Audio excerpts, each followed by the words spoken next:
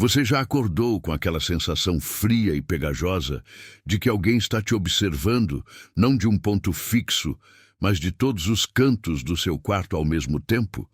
É aquele momento em que o silêncio da madrugada se torna tão denso que parece apertar seus tímpanos, e você sabe, de uma forma que a razão não consegue explicar, que existe uma diferença fundamental entre estar sozinho e estar em solidão. Há uma presença que se esconde na ausência de som. Imagine agora essa sensação multiplicada e estendida, não por uma hora, mas por anos. Imagine que essa presença não é um espírito errante ou uma sombra sem dono, mas sim a certeza de que a linha entre a vida e a morte, aquela barreira que nos conforta e nos permite seguir em frente, não apenas está fina, mas foi deliberadamente rasgada por um homem. É sobre isso que precisamos conversar hoje. E, por favor, se você está sozinho, talvez seja a hora de fechar as portas e aumentar o volume, porque certas histórias são como doenças. Elas se manifestam de forma mais virulenta no isolamento. Fique comigo até o final, pois o que aconteceu em Jalisco, naquele ano fatídico de 1940, não é apenas história. É um pacto silenciado que redefine o significado de descanso eterno. Estamos no México, no estado de Jalisco, terra quente e seca, onde o sol parece ter a intenção de cozinhar a alma antes de levá-la. O ano é 1940. A modernidade é uma promessa distante, talvez uma lenda urbana contada nos centros maiores, mas nas pequenas vilas de Planalto, nas comunidades isoladas, onde a poeira e o cheiro de agave fermentado dominam o ar, a vida ainda é dura, brutal e curta. Em comunidades assim, a figura do médico é quase clerical. Ele não apenas cura ossos quebrados e trata de febres, mas também é o baluarte final, o guardião oficial da fronteira. A palavra dele sela o destino, e sua assinatura, o atestado de óbito, é o que permite à família chorar e finalmente seguir em frente. Sem aquele pedaço de papel, a morte é apenas um evento. Com ele, torna-se um fato legal e, mais importante, espiritual. A alma está livre. A burocracia, nesse contexto, é a permissão para o luto. Mas o Dr. Ricardo, nome que a memória coletiva da região prefere esquecer ou distorcer para proteger a própria sanidade, decidiu que ele não seria mais esse guardião. Ele era um homem alto, esguio, com ombros ligeiramente curvados, como se carregasse um peso que não era dele. Seus olhos, invariavelmente vermelhos e injetados de cansaço, fixavam-se nas pessoas com uma intensidade que parecia despir a carne, buscando algo subjacente, algo que a maioria de nós prefere ignorar. Ele não tinha a aura de um curandeiro. Ele tinha o olhar de alguém que tinha visto demais, e o que ele tinha visto o havia transformado em algo que se assemelhava a um juiz, mas sem o perdão ou a lei. A primeira vez que o estranhamento se tornou uma lenda sussurrada ocorreu com a morte de Dona Helena, uma mulher idosa, respeitada, que partiu pacificamente em sua rede após uma vida longa e árdua. Morte natural, esperada. A família, após as lágrimas iniciais e os rituais de preparação do corpo, chamou o Dr. Ricardo para cumprir a formalidade. Ele chegou no final da tarde, a luz alaranjada banhando a pequena sala onde o corpo repousava. Ele examinou o corpo com um rigor incomum. Não era a pressa habitual, a verificação rápida do pulso e da pupila. Ele tocou as mãos, sentiu a rigidez, observou o tom da pele. Todos os sinais inegáveis de que a vida havia se esvaído há horas. O silêncio na sala era tão profundo que se podia ouvir o farfalhar do vento seco lá fora. A família esperava, segurando a respiração, o tinir da caneta sobre o papel, o som que lhes daria permissão para iniciar a vigília. Mas o Dr. Ricardo não pegou a caneta. Ele ficou parado ao lado do corpo de Dona Helena por um longo, longo minuto, que parecia esticado por anos de ansiedade. Ele olhou para o rosto sereno da falecida, depois para a família e balançou a cabeça, lenta e deliberadamente. Não, ele disse, sua voz rouca e baixa, mas estranhamente penetrante. Eu não posso assinar isso. A confusão inicial deu lugar ao choque. O que ele queria dizer? Era um erro administrativo? Uma falha na documentação? O filho mais velho, Dom Miguel, perguntou com a voz embargada. Doutor? Ela se foi. Todos nós vimos. Ela estava respirando há pouco, e agora não mais. O doutor Ricardo desviou o olhar de Dom Miguel, fixando-o no teto de adobe. Eu sei o que vocês veem, Dom Miguel, mas meu juramento não me permite mentir. E a verdade é que, no momento, eu não posso atestar o óbito dela. Ele não ofereceu uma explicação. Não disse que havia evidências de crime ou que o coração dela talvez voltasse a bater, o que seria um absurdo óbvio para qualquer um ali. Ele apenas afirmou a ausência de sua autoridade. A morte estava ali, fria e visível, mas a legitimação dela estava suspensa, pairando no ar quente e parado. Ele foi embora, deixando para trás não apenas um corpo, mas um enigma terrível. E o tempo começou a funcionar de forma diferente naquela casa. O relógio, que deveria ter marcado o fim de uma vida, agora marcava a espera insuportável por uma formalidade negada. A família, impedida de enterrar o corpo sem a assinatura, teve que conviver com a presença inegável da ausência. Pense nisso por um momento. O peso de um corpo que não pode ser tocado, que não pode ser liberado. O cheiro, que inevitavelmente começaria a se manifestar sob o sol inclemente de Jalisco. A necessidade de gelo, de ventilação, de desespero crescente, porque legalmente Dona Helena não estava morta. Ela estava em um estado de limbo burocrático, e esse limbo se traduzia em um tormento físico e psicológico para aqueles que a amavam. As pessoas na vila começaram a falar. No início, eram murmúrios de indignação. O doutor Ricardo estava ficando louco? Havia bebido demais de seu mescal? Mas quando um jovem vaqueiro vítima de uma queda brutal de cavalo também morreu e também teve seu atestado negado, o tom mudou de indignação para terror. O doutor Ricardo, ao inspecionar o corpo do jovem, que tinha ferimentos visíveis e letais, limitou-se a limpar as mãos e dizer: ele parou de se mover, mas o processo ainda não terminou.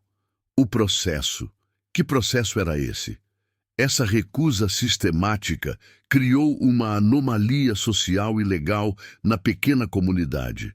Os corpos se acumulavam, não literalmente na rua, mas em cômodos vedados, onde a decomposição era combatida com métodos antigos e ineficazes, e onde o medo de algo mais do que o calor se instalava. Os caixões estavam prontos, as covas cavadas, mas a porta de madeira que separava o mundo dos vivos do mundo dos mortos estava trancada, e a chave estava nas mãos de um médico que se recusava a usá-la. Você consegue imaginar a opressão, a tensão que se instalou na vida diária? Cada tosse, cada febre, cada dor aguda se tornava uma sentença potencial de uma espera prolongada e indigna. O medo não era mais da morte em si, mas do que aconteceria depois da morte, sob a vigilância fria do doutor Ricardo. A autoridade local, o delegado do vilarejo, tentou intervir. Ele era um homem prático, focado na lei e na ordem. Ele exigiu que o médico assinasse os papéis, ameaçando-o com a perda da licença e até mesmo com prisão. Mas o doutor Ricardo simplesmente o encarou com aquela intensidade silenciosa e repetiu sua negativa sem alterar o tom. Delegado, ele teria dito, segundo os relatos que sobreviveram a essa época, a lei exige que eu ateste o fim da vida. E eu não atesto aquilo que ainda não se encerrou. Se você me forçar a assinar, você estará enterrando algo que ainda está em transição. E as consequências disso, eu garanto, serão muito piores do que a inconveniência de esperar. Pior do que a inconveniência de esperar. Pense no que ele estava sugerindo. O que poderia ser pior do que a decomposição, pior do que a dor de não poder enterrar um ente querido? Apenas uma coisa: a possibilidade de que o morto, de alguma forma ininteligível, ainda estivesse ali. E era exatamente isso que o Dr. Ricardo parecia acreditar. Os boatos começaram a se espalhar como fogo seco. Diziam que o médico passava as noites em vigília, não bebendo ou descansando, mas lendo livros antigos e empoeirados, talvez textos proibidos sobre anatomia esotérica ou rituais de passagem. As pessoas diziam que ele cheirava a formol e a terra úmida, mesmo quando estava em ambientes limpos. E o mais perturbador de tudo, dizia-se que, nas casas onde os corpos esperavam, o Dr. Ricardo fazia visitas noturnas não para verificar se haviam morrido, mas para observar. Observar o quê? Aqui é onde a história de terror psicológico se entrelaça com o horror prático do isolamento. Em uma cidade pequena, a escuridão da noite não é apenas a ausência de luz, é a ausência de testemunhas. E as famílias que eram forçadas a manter seus mortos em casa começaram a relatar coisas que desafiavam a sanidade. Não eram sons de gemidos ou de retorno à vida. Eram sutilezas, o tipo de detalhe que faz você questionar sua própria percepção da realidade. Relatos de que as mãos dos falecidos pareciam mudar de posição minimamente, de que os lençóis que cobriam os corpos tinham vincos novos pela manhã, de que a temperatura no cômodo, inexplicavelmente, caía para níveis insuportáveis, mesmo sob o calor de Jalisco. O medo se transformou em paranoia, o que o Dr. Ricardo via naquelas visitas que o fazia negar a única certeza humana. Ele não estava negando a morte física, ele estava negando a morte da alma. A fundação do medo naquela comunidade se baseava na ideia de que a morte, no sentido final e libertador, era uma porta que precisava ser aberta por uma autoridade. E o Dr. Ricardo tinha o poder e a maldade de mantê-la fechada. E se você está sentado aí na segurança da sua casa, sentindo um arrepio na nuca, pensando que isso é apenas uma lenda antiga de um canto esquecido do México, peço que preste atenção. Porque o medo real não está no que aconteceu a esses mortos em 1940. O medo está no reconhecimento de que o Dr. Ricardo procurava talvez não fosse único àquela época ou lugar. Talvez ele estivesse vendo um processo universal, algo que a ciência moderna ignora em sua pressa para declarar a ausência de pulso. A pressão sobre o Dr. Ricardo chegou ao ápice. Um corpo de uma criança, uma menina de 4 anos, havia morrido de escarlatina. O sofrimento da família era palpável, e o fato de terem que manter o pequeno caixão aberto sem poder dar o descanso final era um ultraje que a comunidade não podia mais suportar. O pai da criança, levado ao limite, confrontou o doutor com uma arma em punho. Assine o papel, doutor. Pela piedade de Deus, assine e me deixe enterrar minha filha. Ele implorou, as lágrimas escorrendo pelo rosto sujo de poeira. O Dr. Ricardo, diante da ameaça de morte iminente, permaneceu calmo de uma forma que beirava a insanidade. Ele olhou para o pai desesperado, depois para o céu incrivelmente azul de Jalisco e disse: "Se eu assinar, você fará dela um recipiente vazio, um invólucro para o que quer que venha a seguir. E eu não serei o responsável por dar permissão a essa coisa, seja lá o que for, para tomar posse de sua filha. Eu a vejo, pai, e ela ainda está segurando algo." Segurando o quê? Essa frase, "ela ainda está segurando algo", foi a primeira pista real sobre o que se passava na mente perturbada, ou talvez iluminada, do médico. Ele estava observando algo que estava sendo arrancado do corpo no momento da morte. Um processo lento, difícil, e ele acreditava que a assinatura do atestado acelerava a extração. liberando o recipiente para ser preenchido por outra coisa. Essa é a fundação da nossa história. Jalisco, 1940. O calor, o silêncio, o cheiro de morte contida e a certeza de que a autoridade que deveria trazer a paz estava, na verdade, impondo uma vigília interminável e terrível. Este não era um conflito sobre burocracia. Era um conflito sobre a natureza do fim, sobre a fronteira entre o que é nosso e o que está esperando para ser reivindicado. Se você está sentindo a mesma inquietação que os habitantes de Jalisco sentiram naquela época, se o peso do silêncio se intensificou, peço que você comente aqui embaixo. Diga apenas: eu ouvi isso, ou eu não estou sozinho. É importante sabermos que estamos compartilhando esse fardo. O Dr. Ricardo não era um anjo da guarda, mas também não era um demônio no sentido tradicional. Ele era um observador, forçado a testemunhar o horror da transição, e o que ele viu o fez preferir enfrentar a ira de uma comunidade inteira, a ameaça de prisão e até a morte, a assinar aquele papel, selando o destino de uma alma que, segundo ele, ainda não estava pronta para se libertar ou para ser ocupada. A pergunta que ecoa desde 1940 não é se eles morreram, mas sim: o que aconteceu nos dias e noites em que seus corpos permaneceram sob a vigilância do Dr. Ricardo, esperando que ele, o único homem com o poder da caneta, decidisse que o processo finalmente havia terminado? E mais importante, o que ele esperava que saísse ou que entrasse antes que ele pudesse, em sã consciência, liberá-los? Essa espera. O corpo frio, mas a alma ainda em disputa. Essa é a primeira peça do quebra-cabeça. E agora que estabelecemos a fundação do medo e a recusa insolente do Dr. Ricardo, na próxima parte, precisaremos investigar as consequências dessa espera. O que acontece quando um corpo que não pode ser enterrado, que não tem sua morte validada, começa a emitir sinais de que o que estava dentro, de fato, estava lutando para sair ou para ficar? Não se mova e não desvie o olhar, porque a noite só está começando. E aqui em Jalisco, 1940, o sol está se pondo sobre uma casa onde um corpo espera, e o médico que não assina atestados de óbito está à espreita. Não respire fundo. Talvez o ar esteja carregado de mais do que apenas poeira. Você já parou para pensar na fragilidade de uma assinatura? Um nome traçado em tinta.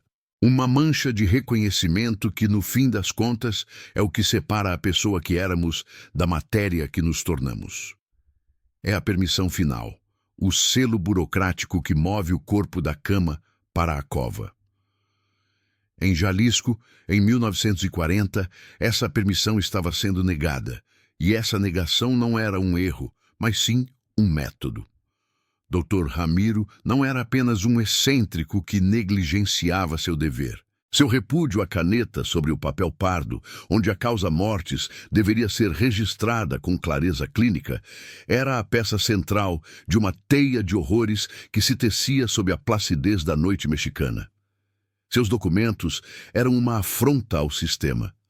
Em vez de infarto ou febre tifoide, ele rabiscava termos vazios, quase filosóficos, que deixavam os oficiais civis de Guadalajara em um estado perpétuo de frustração e confusão. Ele anotava coisas como transição incompleta, ou ausência temporária de propósito vital, ou, o mais aterrorizante de todos, aguardando o lembrete. A consequência imediata era um limbo legal. Os mortos de Jalisco não podiam ser totalmente mortos. Eram fantasmas burocráticos que permaneciam, de certa forma, ligados à terra dos vivos pela ausência de um ponto final oficial. E o que acontecia com os corpos durante esse limbo? Ramiro, em sua estranha sabedoria, ou sua ainda mais estranha loucura, havia convencido as famílias que a pressa era o pior inimigo da alma. Ele lhes dizia que, sem a confirmação plena da medicina, ou seja, sem a sua caneta, o corpo precisava ser mantido em observação, não em seu consultório fétido e cheio de ervas secas, mas em suas próprias casas, ou na pequena capela que servia como morgue comunitária improvisada. A capela. Você consegue imaginar o cheiro que pairava sobre aquele vilarejo, especialmente nas noites quentes e úmidas. Não era apenas o cheiro de incenso barato, mas uma mistura de formol rudimentar, cera de vela derretida e, inescapavelmente, odores orgânicos que a fé não conseguia disfarçar. O cheiro da incerteza, o mais perturbador nisso tudo, era a complacência. Por que a comunidade permitia isso? A resposta jazia na psicologia do isolamento e do medo. Jalisco era pequeno. Ramiro era o único médico. Sua palavra, mesmo que bizarra, tinha o peso de uma profecia. Além disso, havia a lenda. A lenda que ele, sutilmente, havia plantado no subconsciente coletivo. A lenda de que alguns, os escolhidos, poderiam retornar. E retornar. Diferentes. Essa ideia era um veneno lento. As famílias, dilaceradas pela perda, agarravam-se à menor possibilidade de que a ausência de uma assinatura de Ramiro significasse um adiamento, não uma perda definitiva. Eles transformaram a negação do atestado de óbito em um atestado de esperança. Mas a esperança aqui tinha dentes afiados. O clima na cidade não era de luto, era de vigília constante. As janelas permaneciam fechadas mesmo no calor sufocante. As conversas eram reduzidas a sussurros roucos, geralmente após a terceira rodada de mescal, quando a coragem bêbada permitia mencionar o nome daqueles que estavam em observação. Lembre-se da família Vargas. O filho, Ernesto, um jovem de 19 anos, havia sido vítima da gripe espanhola tardia, ou pelo menos era isso que todos pensavam. Ernesto estava pálido, frio, sem pulso, indiscutivelmente morto. Quando Ramiro foi chamado, ele fez seu ritual. Colocou a mão enrugada no peito de Ernesto, moveu seus dedos ossudos pelas pálpebras fechadas e depois se virou para a mãe, Dona Helena. Ele não ofereceu condolências, apenas perguntou, com aquela voz grave e fria que parecia vir de dentro de um poço: "Você o amava, não amava? Forte o suficiente para aguentar o silêncio?" Helena, em seu torpor de dor, acenou que sim. Ramiro então pegou seu bloco de notas e escreveu o seguinte, antes de rasgar o papel e jogá-lo no fogo, para que ninguém pudesse ler: "A certeza é para os covardes. Espere." O que se seguiu foram 3 dias de agonia. O corpo de Ernesto estava na sala de estar, coberto por um lençol bordado. A família sentava-se em volta, rezando, mas principalmente escutando. Escutando o quê? O silêncio que, paradoxalmente, parecia ter peso e textura. Na segunda noite, o silêncio se quebrou. Não foi um grito, nem um despertar dramático. Foi algo muito mais sutil e muito mais destrutivo para a mente humana. Foi um som de sucção. Pense nisso. Você está sentado na escuridão, com o corpo inerte de seu filho a poucos metros. Você está esperando por um milagre, mas o que ouve é o som que faria uma esponja inchada, sendo lentamente apertada por uma mão que não está mais viva. Um som úmido e lento, vindo de debaixo do lençol. A mãe e o pai de Ernesto congelaram. O pai, Dom Miguel, um homem de ferro que havia trabalhado a vida toda sob o sol escaldante, teve que se apoiar na parede. Ele queria gritar, mas não podia. Ramiro havia avisado. O silêncio é a chave. O som parou. Silêncio novamente. Mas agora o silêncio estava infectado, corrompido. Eles sabiam que algo havia se movido. Algo havia reagido à umidade, ao ar, ou talvez à simples passagem do tempo. Quando o sol nasceu, Dona Helena olhou para o lençol. Havia uma mancha escura onde o rosto de Ernesto deveria estar. Ela não ousou levantar o tecido. Eles chamaram Ramiro novamente. O médico chegou, inspecionou, sorriu um sorriso que não alcançava seus olhos. Ele não perguntou o que havia acontecido. Ele sabia. Ele simplesmente disse à família que a observação estava concluída. O corpo, ele disse, agora estava pronto para o solo, mas ele ainda não assinou nada. Ele está realmente morto, doutor? Perguntou Miguel tremendo. Ramiro limpou o polegar na têmpora, sujando-a com algo que parecia terra úmida. A morte, Miguel, é apenas a ausência de movimento que conseguimos notar. E se o movimento fosse lento demais para os seus olhos? Eles enterraram Ernesto, sem documento, sem registro oficial, apenas um pedaço de terra recém-revirada. E é aí que o horror realmente começou a se infiltrar. Se você está me acompanhando até aqui, e se o ar na sua sala parece um pouco mais pesado, talvez seja a hora de você prestar atenção. Se você sente esse frio percorrendo sua espinha, se reconhece esse tipo de silêncio denso que só a noite profunda e a mentira podem criar, fique comigo até a última palavra. Porque essa história precisa ser contada até o fim. E se ela encontrar uma verdade que você já suspeitava, não se vá antes de deixar sua marca. Não deixe de se juntar ao nosso pacto silencioso, inscrevendo-se para que possamos enfrentar o próximo silêncio juntos. O problema de enterrar alguém sem a certeza da finalidade, sem o selo da lei ou da medicina, é que você está apenas emprestando a terra ao corpo. E se o corpo não for um empréstimo, mas sim uma posse, a cidade começou a desenvolver o que chamo de Vigília de Jalisco. Era um estado de paranoia coletiva onde ninguém conseguia dormir profundamente. Não era apenas o medo do retorno, mas o medo da espera. Eles tinham sido cúmplices de Ramiro, aceitando a premissa de que a assinatura do médico era a chave que mantinha as coisas enterradas. Sem a assinatura, a chave estava solta, e a fechadura podia girar a qualquer momento. As noites se tornaram uma sinfonia de pequenas ansiedades. O barulho de um galho quebrando na rua vazia era interpretado como o som de alguém se levantando do solo.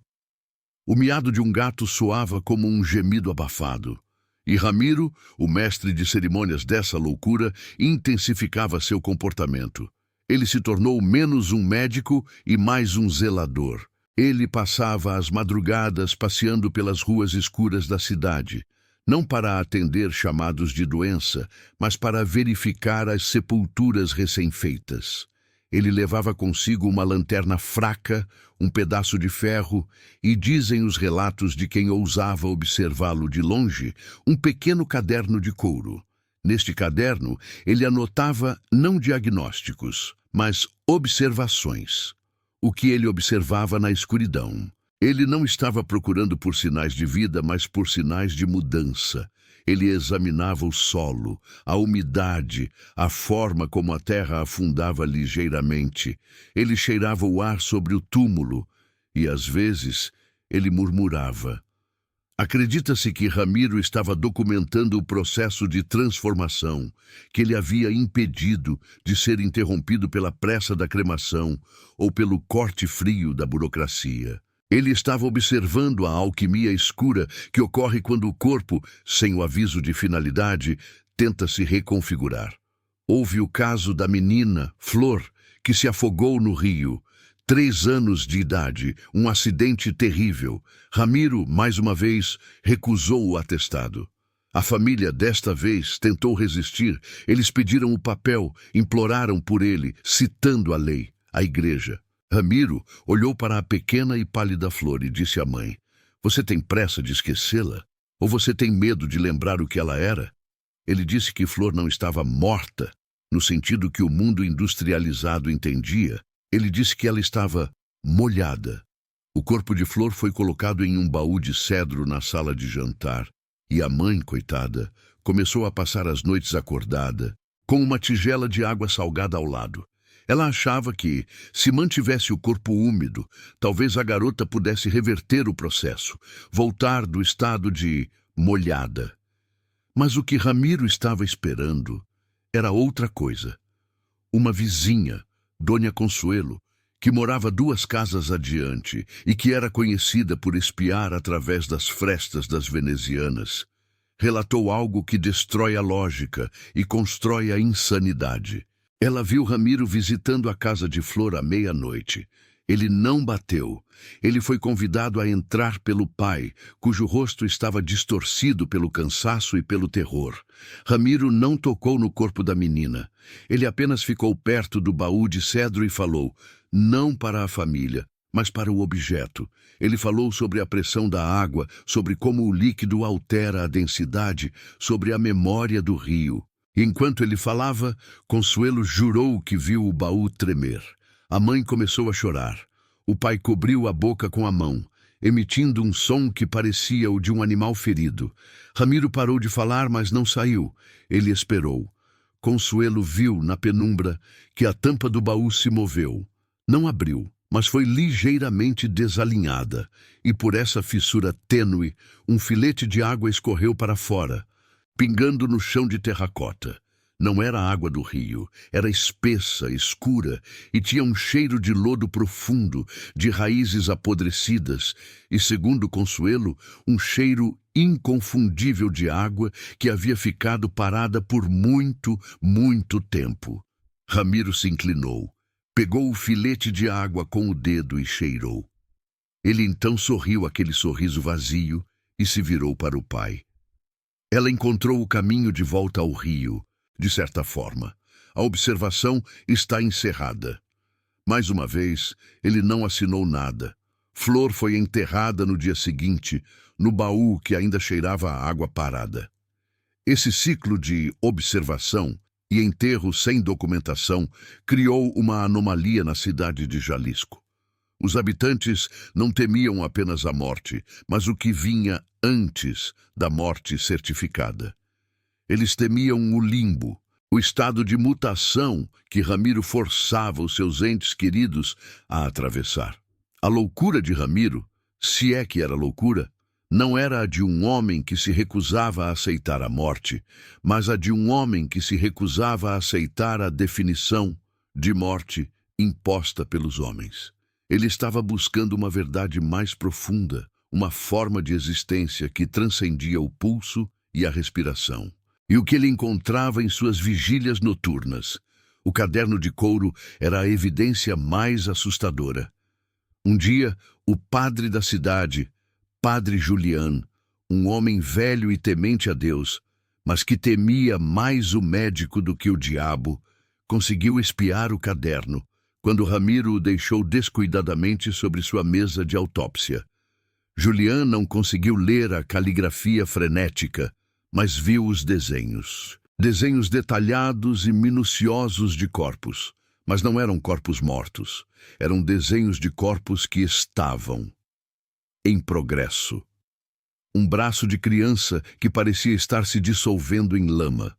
O rosto de um homem idoso que havia morrido de pneumonia, mas que nas páginas de Ramiro estava coberto de fungos pequenos, brancos e regulares, quase como se o fungo estivesse tecendo um novo tecido, uma nova pele.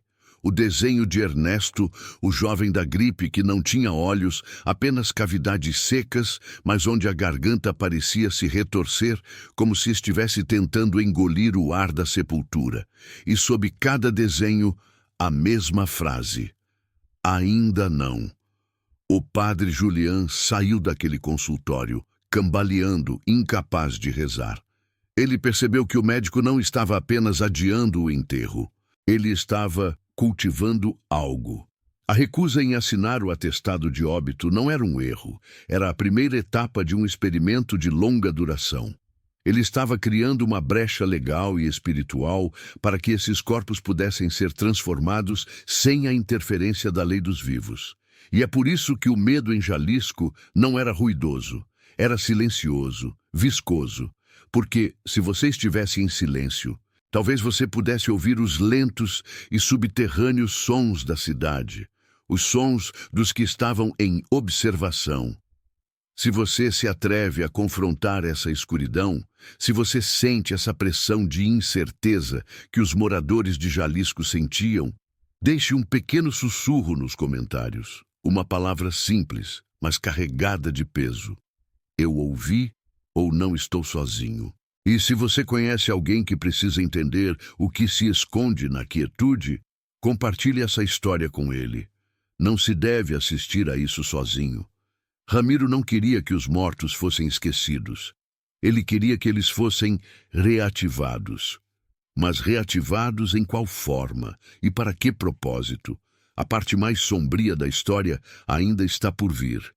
Aquela que explica o que Ramiro fazia com os corpos depois que eles haviam sido retirados da vigília e colocados na terra. A verdade sobre o seu caderno e por que a recusa da caneta era apenas o início de uma reescrita mais aterradora. E enquanto você pensa sobre isso, e enquanto a noite se aprofunda ao seu redor, pergunte-se, na sua casa, agora, existe alguma coisa que está apenas esperando o momento certo para se mover, algo que foi mal enterrado pelas definições apressadas da vida? Porque a certeza, como Ramiro dizia, é para os covardes. E há um som, muito lento, vindo de algum lugar. E ele não é seu. Você já acordou com aquela sensação cortante de que a realidade que você conhece é apenas uma pele fina sobre algo infinitamente mais duro e frio? Que o tecido da noite é mais poroso do que imaginamos? Eu pergunto isso porque, para entender o clímax em Jalisco, em 1940, é preciso primeiro aceitar que existem portas que, uma vez abertas, condenam não apenas quem as abriu, mas todos aqueles que olharam para dentro. O mistério do Dr. Julian, aquele médico imaculado que se recusava a chancelar a paz final, não era sobre salvar vidas. Era sobre negar o descanso.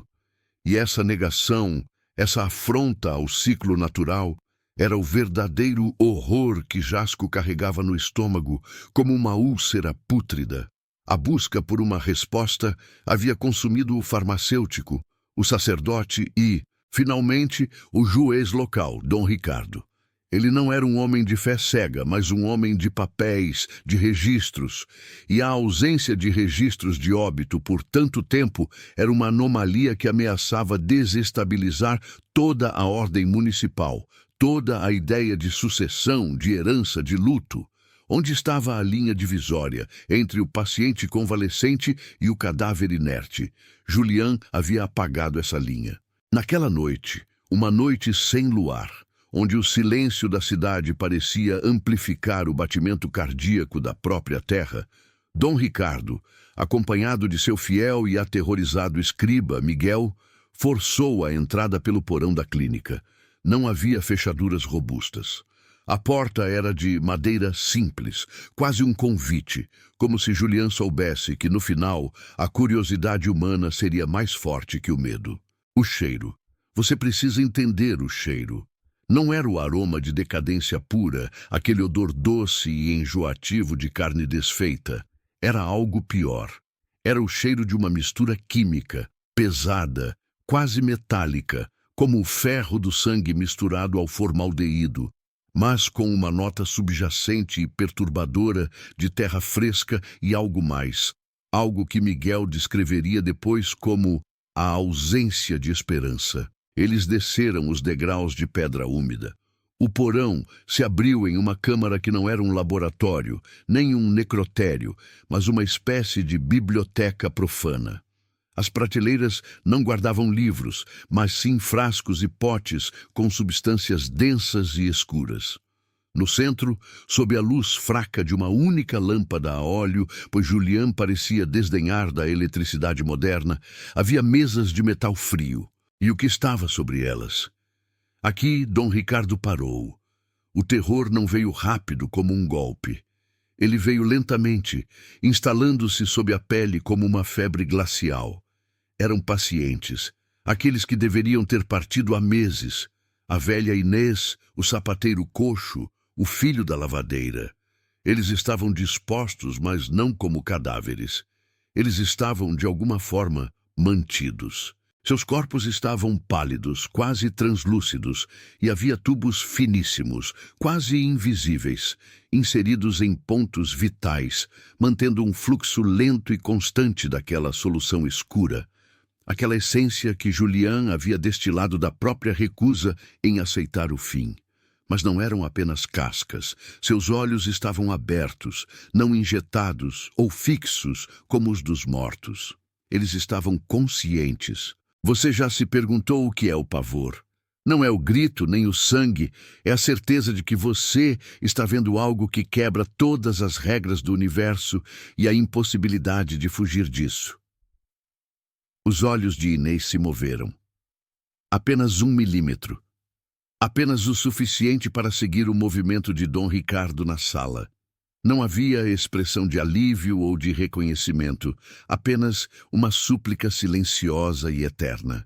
E essa súplica era a condenação. Julian não estava lá, mas era como se sua presença fosse o ar que respiravam. Miguel, o escriba, soluçava, agarrando-se a um crucifixo. Eles estão vivos, Dom Ricardo, mas não estão aqui. Ele sussurrava, a voz raspada. Eles estão apenas esperando pela caneta dele. Dom Ricardo caminhou lentamente até a mesa onde jazia o sapateiro. O corpo estava frio ao toque, mas quando ele colocou a mão sobre o peito, sentiu o tremor tênue. Não era um pulsar, era uma vibração.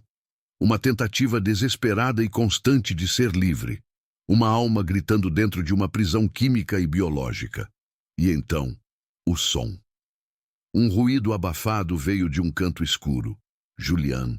Ele estava sentado, não em frente a um microscópio, mas em frente a uma pequena mesa de madeira, rabiscando notas em um caderno. Ele não parecia surpreso por ter companhia. Dom Ricardo. A voz de Julian era suave, quase musical, mas sem calor. Você finalmente veio ver a verdade. O que os mortos pensam, o que eles sentem quando lhes é negado o alívio que vocês tanto esperam. O médico se levantou, caminhando lentamente em direção às suas criações. Ele não era um monstro de filme, com risadas maníacas.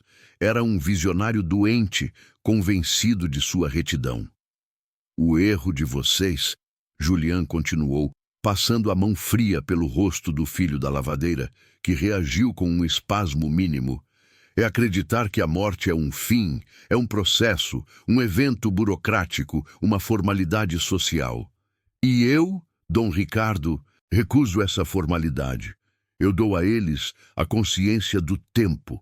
Eles estão aqui, presos no limiar. Ele revelou seu grande segredo, não com orgulho, mas com a calma de um professor expondo uma equação trivial. Ele havia descoberto uma forma de desacelerar o metabolismo a um ponto que a decomposição parava, mas a sinapse e a percepção permaneciam intactas, embora lentas, distorcidas. Eles me imploram, sim, Julian disse, observando o terror nos olhos de Dom Ricardo. Eles imploram pela paz, imploram que eu assine o papel que lhes garantirá o nada, mas eu sou um médico. Meu juramento é preservar a vida, e a vida é consciência, mesmo que seja a consciência da miséria eterna. A filosofia era mais aterrorizante que qualquer ritual satânico. Julian não era um demônio, era um guardião nihilista da existência. Ele estava forçando essas almas a suportar a passagem do tempo sem a libertação do corpo, presos em um purgatório individualizado, onde a única esperança era um pedaço de papel. E ele nunca assinaria. Dom Ricardo sentiu o estômago revirar. Ele não estava vendo um cientista louco, mas um homem que havia transformado a vaidade intelectual em uma tortura perpétua. Neste momento, você que me escuta, talvez sinta a necessidade de parar, de desligar a luz, de se certificar de que está sozinho. Mas eu te peço, se você está disposto a ver o fim desta história, fique até o último segundo. Garanto que a verdade não vai te deixar dormir. E talvez seja bom ter companhia. Considere assinar este pacto de silêncio agora, para que possamos terminar juntos. A tensão na sala se tornou insuportável. Miguel, o escriba, soltou um grito sibilante. Não era um grito de dor, mas de compreensão. O sapateiro coxo, no esforço mais monumental que um corpo em estase poderia fazer, havia conseguido mover sua mão esquerda o suficiente para bater o dedo indicador contra a superfície metálica da mesa. Toque, toque, toque. 3 batidas lentas, frias, desesperadas. Não era um pedido de ajuda, era um som de rendição. Julian sorriu, um sorriso pequeno e satisfeito. Sim, ele sabe, ele compreendeu a magnificência da minha perseverança. Dom Ricardo, percebendo que não havia lógica, nem lei, nem clemência ali, que aquilo era um domínio além da jurisdição humana, agarrou Miguel e fugiu. Eles subiram as escadas, sem olhar para trás, deixando a lâmpada a óleo para trás, deixando o Dr. Julian a sós com sua coleção de consciência suspensa. O clímax não foi uma luta física, mas o reconhecimento de uma derrota espiritual. Julian venceu, não porque fosse mais forte, mas porque estava disposto a ir a um lugar que nenhum outro ser humano ousaria sequer contemplar. O ato de roubar o direito ao fim. A conclusão para Jalisco, 1940, não foi limpa. Dom Ricardo tentou. Ele relatou o que viu às autoridades estaduais. Descreveu o porão, o cheiro, os olhos suplicantes. Mas quem acreditaria na história de um médico que mantinha zumbis conscientes em solução química apenas para negar-lhes a certidão de óbito? A versão oficial da história? A clínica do Dr. Julian foi encontrada vazia na manhã seguinte. Ele desapareceu sem deixar rastros. Os pacientes... os pacientes. Quando a polícia finalmente entrou no porão com mandados e testemunhas, eles não encontraram Inês, o sapateiro ou o filho da lavadeira em estase perfeita. Encontraram apenas camas vazias, cheias de lençóis manchados e o forte odor de produtos químicos. Julian havia limpado tudo, exceto por uma coisa. Em sua mesa, ele deixou seu caderno de anotações. A última página continha apenas uma linha, escrita em uma caligrafia elegante e firme. A condenação de uma alma não reside no fogo, mas na incapacidade de esquecer, e eu lhes dou a memória eterna. E assim, o médico que não assinava atestados de óbito tornou-se uma lenda que se espalhou por todo o México, sussurrada em feiras e nas sombras dos hospitais. Mas a verdade é que Julian não era um assassino. Ele era um carrasco de almas. Ele não havia os matado. Ele havia os libertado em um estado ainda mais aterrorizante. Uma liberdade de vaguear, de saber que o descanso era apenas uma assinatura de distância, uma assinatura que ele jamais daria. Pense nisso. Aqueles pacientes, libertados de sua prisão física, mas não de sua consciência suspensa, agora vagavam. Será que a agonia da negação se desvanece, ou ela se torna uma parte da paisagem, um sussurro persistente no canto do olho? Em 1940, a morte era uma certeza. O doutor Julian transformou a morte em uma incerteza torturante, uma sombra que não se deita.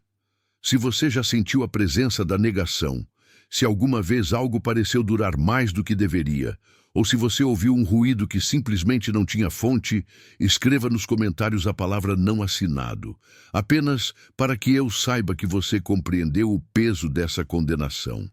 E, por favor, compartilhe isso com alguém que você sabe que precisa de um alerta antes que a noite chegue, porque a história do Dr. Julian é um lembrete.